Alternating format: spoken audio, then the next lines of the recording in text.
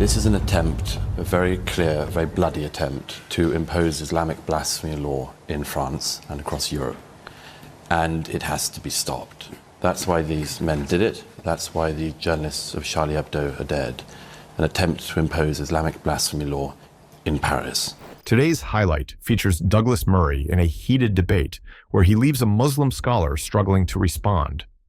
This debate took place shortly after the tragic murder of a French journalist by Muslim extremists, provoked by a cartoon of the Prophet Muhammad. The problem is that unless you have an I am Spartacus, as you say, tactic on it, it's not worth any one individual or any one, well, let's put it this way, no one publication doing it, because, you know, after the Danish cartoons affair, Charlie Hebdo was the only paper in the world, really, that continued to say it is our right as secular French citizens to draw, lampoon, laugh at, write about whatever we want. We're free people in a free society. So that's why I've suggested this week, repeated what Ayaan Hirsi Ali said after the Danish cartoons affair.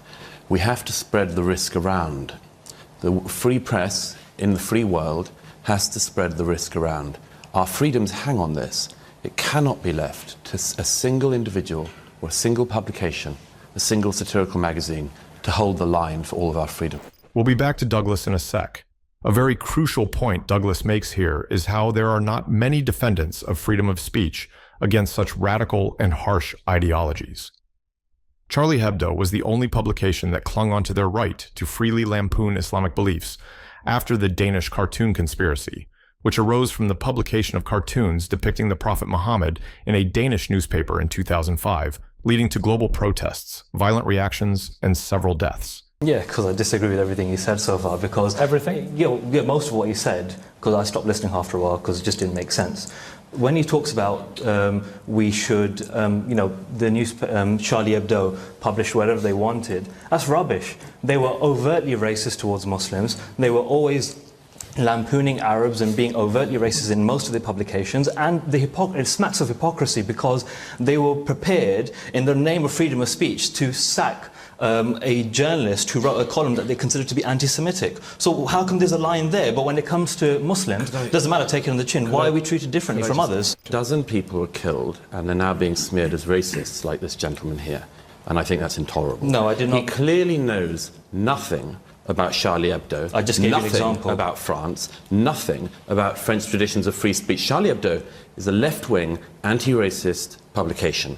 It has lampooned and does lampoon everybody. In recent years, it has taken particular delight in lampooning. Most of the attacks on Charlie Hebdo, the non-physical attacks, have been from the Catholic Church, repeated attempts to criminalize Charlie Hebdo for what it says about the Pope.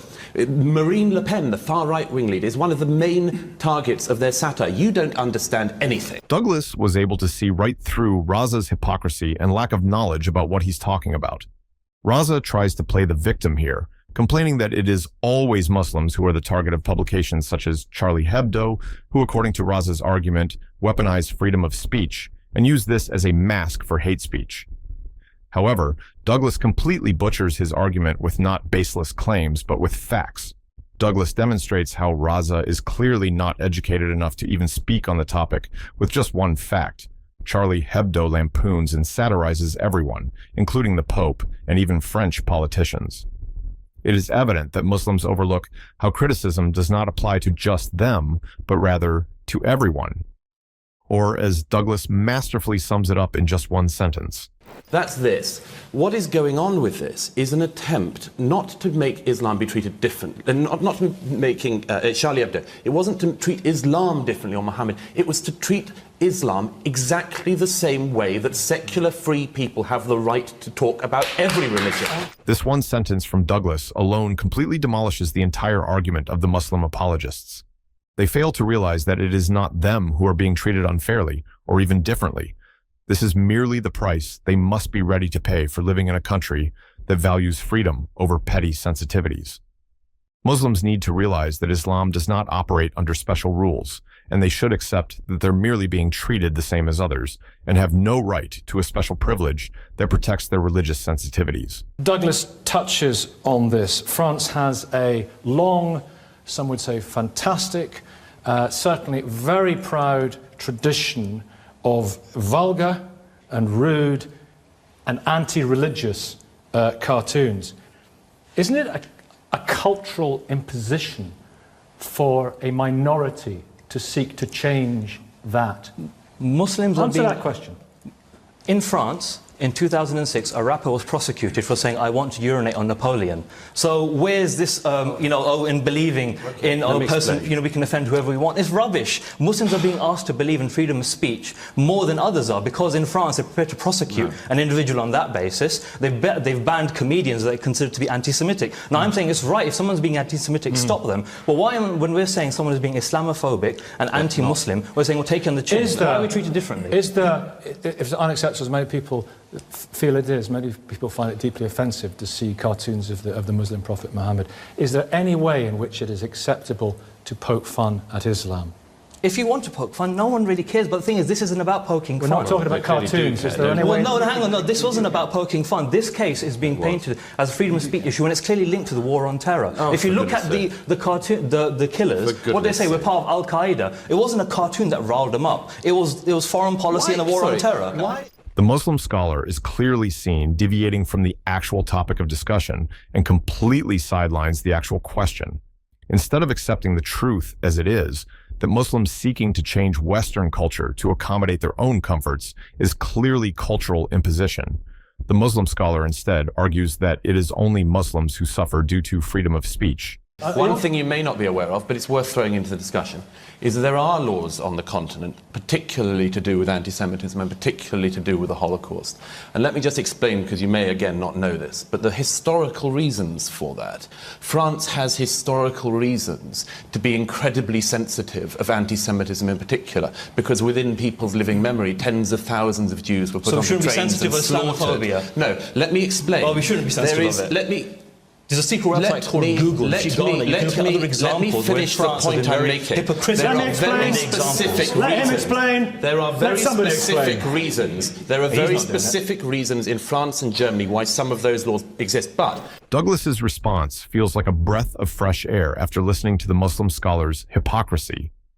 Douglas once again proves the Muslim scholar lacks knowledge about the very basic context of the sensitivity when it comes to anti-Semitism, namely the Holocaust.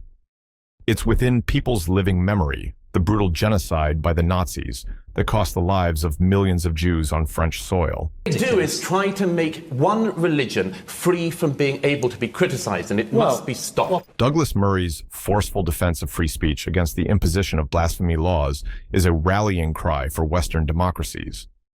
While respecting individual beliefs, a free society must uphold the right to critique and even mock ideas without fear of violent reprisal.